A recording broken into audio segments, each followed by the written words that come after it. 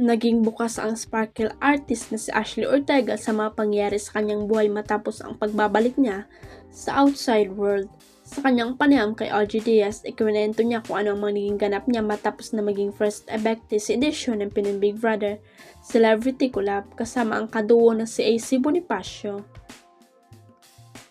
Isa sa mga naibahagi ni Ashley ay ang pagkakatanggap ng text message mula kay Carmina Villaruel na ina ng kanyang boyfriend na si Mabi. Ramdam na ramdam raw niya ang suporta ng pamilya ng kanyang jowa sa kanya.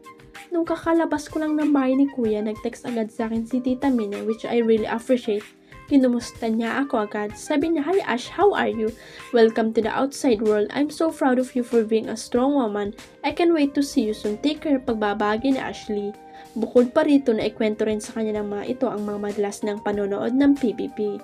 Dito ay naichika ni Ashley ang kanyang naramdaman noong unang gabi nila sa bahay ni Kuya kung saan unexpectedly ay nakasama pala niya si Mabi bilang house guest. Aminado siya na talagang kinabahan siya dahil makikita na ng buong mundo kung paano sila ni Mabi bilang magkarelasyon.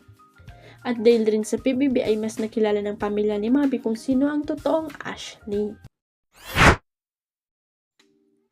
Nagkikidalamhati si Pangulong Bongbong Marcos sa pagpanaw ng national artist at tinaguri ang superstar na si Nora Aunor. Sa payag na inilabas ng Presidential Communication Office o PCO, pinapaabot ng Pangulo ang kanyang pakikiramay sa pamilyang naiwan ni Ate Guy.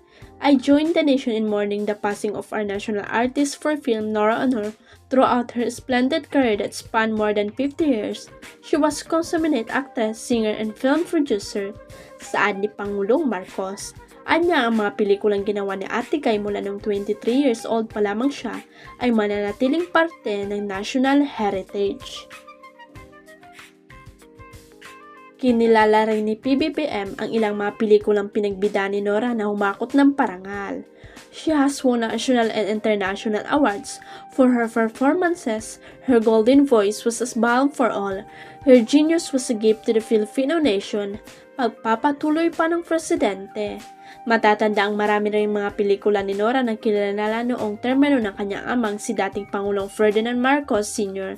Ganang Minsan May Isang Gamo-Gamo, 1976, at Sai, 1978, Ani Batong Bakal, 1979, Himala, 1982, at Bulaklak sa City Jail, 1984. Muli ay nakikiisa siya sa pagdadalamhati sa paggawa ng isa sa mga alagad ng sine. Huwag kalimutang i-click ang subscribe button at i-ring ang notification bell para sa latest at legit chika updates.